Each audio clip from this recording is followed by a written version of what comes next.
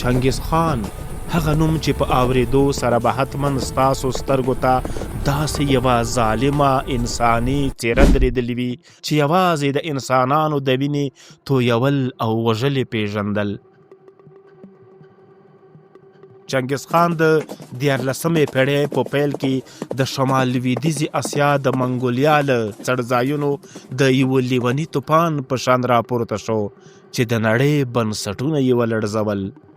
د چنګیز خان جنګیالیو د څو لسیزو په اوږدو کې د انسانانو سرونه داسې په خره پرېبل چې منارونه یې ترې جوړول او بیا د یوې لوی امپراتورۍ څښتنان شول.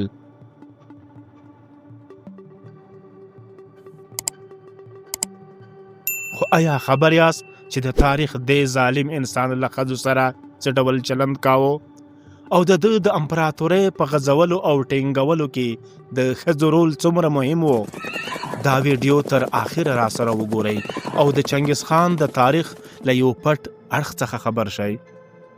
چنګیز خان چې د منګولیا یا مغولستان له هیواد څخه و، په ده کې دا کمال موجود و چې منګولیایي قبایل سره متحد او تر خپلې قماندې لاندې راوستل او بیا یې د خپلو فتوحاتو په زور یوه داسې ستره امپراتوري جوړه کړه چې له ختیځې اسیا یعنې چین، کوریا نیولې تر منځنۍ اسیا، افغانستان، ایران، روسیې او ختیځې اروپا پورې غځېدلې وه.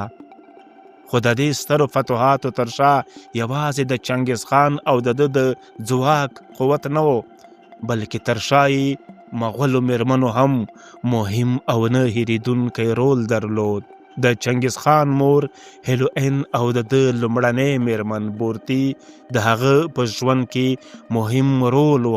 په ډیرو چارو کې له دوی څخه مشورې اخیستې او د دوی پر هوښیارۍ پوره باور درلود. د چنګیز خان مور هیلوئن د سلطنت په لومړیو کلونو کې ډیره با اثره میرمن وه، خو وروسته یې ماشومان پالل او چنګیز خان ته یې سیاسي مشورې ورکولې.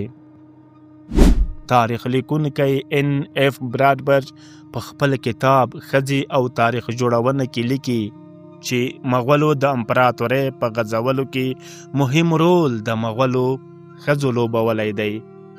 کله چې چنګیز خان قبایل سره متحد کړل، د هغه د کورنۍ ښځو عزت او اهمیت لا ورسره زیات شو.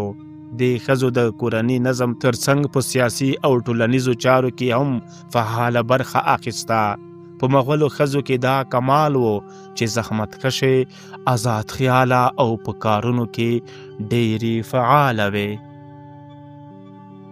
د چنګیز خان د ژوند یوه تر ټولو عجیبه کیسه دا وه چې د هغه لومړنۍ میرمن بورتي هغه وخت وتښتول شوه چې چنګیز خان 19 کلن او بورتي 14 کلنه وه. د واده یې څو ورځې وتلې وې او په خپله خیمه کې په خواږه خوب ویده و چې د دښمنې قبیلې کسانو پرې حمله وکړه. چنګیز خان له خپلو 6 وړو وروڼو او مور سره وتښتېده. بورتي د دښمن قبیلې لاسته ورغله او دوی د همدې لپاره راغلي هم وو ځکه چې د دوی له قبیلې څخه د چنګیز خان پلار هیلوئن راتښتولې وه چې اوس د چنګیز خان مور وه. دوی په دې سره خپل غچ اخیسته.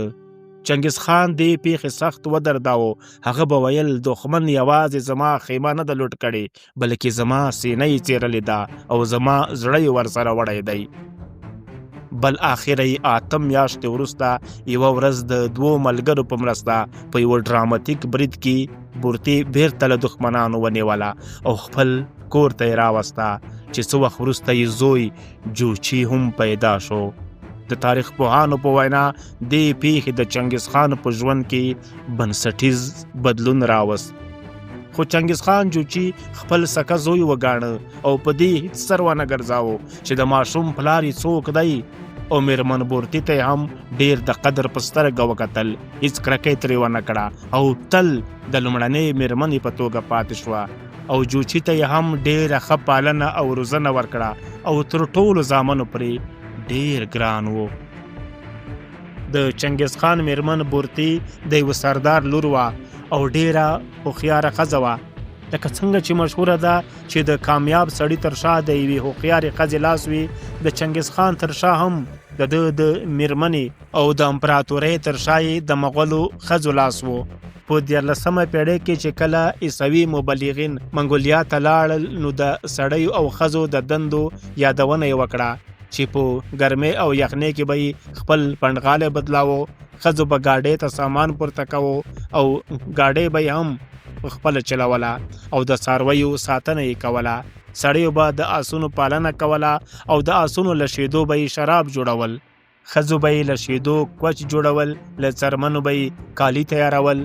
سړي به چې په ښکار او یا لښکرکشیو وتل، ښځو به یې د کیمپ چارې سمبالولې، د خیمو جوړونې، څارویو پالنې او د کیمپونو د بدلون مسؤلیتونه یې درلودل. چنګیز خان به چې په لښکرکشۍ تلو، یوه میرمن به یې له ځانه سره بیوله چې دا به یې مشره میرمن بورتي وه او نورو به د کمپ چارې سمبالولې. د چنګیز خان د واکمنۍ پر مهال لومړی میرمن ځانګړی اهمیت درلود او د هغې احکام به ټولو په ټیټو غاړو منل. میرمن بورتي چنګیز خان ته سیاسي، جنگي او سفارتي مشورې ورکولې، د سوداګریزو لارو سمبالول، د یتیمانو پالنه او نورې ډېرې مهمې چارې پر مخ وړلې چې د سلطنت په پیاوړتیا کې ډېر ارزښت درلود. د میرمن بورتي د مرګ په هکله ویل کېږي چې په 1213 کې د خپل میړه چنګیز خان نه وروسته مړه شوه. دا میرمن په ټول منګول قوم کې ډېره محترمه او باوقاره وه. د ټول سلطنت لپاره د یوې ویاړلې مور په شان کردار ادا کړ. د خپلو زامنو او بنځیو ترمنځ یې اړیکې سره مضبوطې کړې. بورتي نه یوازې د خپل میړه د سلاکارۍ دنده پر مخ وړه، بلکې خپلې 5 لوڼې هم داسې روزلې وې چې په سفارتي او دولتي چارو کې فعاله لوبغاړې واوسي. میرمن بورتي د وادونو او خیخیو له لارې سیاسي اړیکې جوړولې او د امپراتورۍ په پراخۍ کې ترې کار اخیسته. د چنګیز خان له وفات وروسته هم د هغه میرمنو په سیاسي چارو کې فعاله برخه درلوده. دوی به په ریاستي غونډو کې برخه اخیسته، جنگي پلانونه یې جوړول او خپل نظرونه یې شریکول. په تیموري کورنۍ کې مشرې ښځې د شخړو فیصلې کولې، لکه خانزاده بیګم چې د همایون د ورونو ترمنځ د کورنۍ جګړې د مخنیوي هڅه وکړه.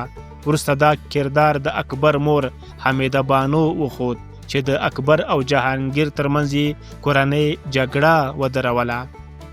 د مغولو په لومړني دور کې د مغول کورنۍ ښځې په ټولنیزو او کلتوري فعالیتونو کې ډېرې فعاله وې. له کوره به هم بهر په تفریح تللې. بابر په خپل کتاب بابرنامه کې د داسې محفلونو یادونه کړې ده. هغه به د خپلې کورنۍ ښځو ځانګړی خیال ساته. کله چې بابر په هندوستان کې پیاوړی شو، نو د کابل څخه یې د کورنۍ ښځې هندوستان ته راوغوښتې، قیمتي ډالۍ ورکړې او د دوی لپاره یې دندې هم ټاکلې وې. د بابر او همایون د دور ښځو د فعالیتونو په اړه ډېر تفصیل د بابر لور ګلبدن بیګم په کتاب همایون نامه کې راغلی دی چې دوی به په آس سپرلي کوله، ښکار به یې کوو، باغونو ته بتلې او نورو تفریحي پروګرامونو کې به یې برخه اخیسته. د مغول کورنۍ په ښځو کې بدلون هغه وخت راغی چې اکبر د هندوستان شاهنشاه شو. هندي رسمونه یې ومنل، له راجپوتو شهزادګیو سره یې ودونه وکړل او د ښځو په اړه یې د هغوی رواجونه ومنل. د حرم په ښځو یې پابندۍ ولګولې او هغه ازادي چې د مغولو ښځو په لومړیو کې درلوده، هغه یې له منځه یوړه. د مغولو ښځو کله یوې خوا د خپلو کورنیو زړونه ګټلي وو، له بلې خوا یې د یوې سترې امپراتورۍ په جوړولو او ساتلو کې هم مهم او نه هیریدونکی رول لوبولی و.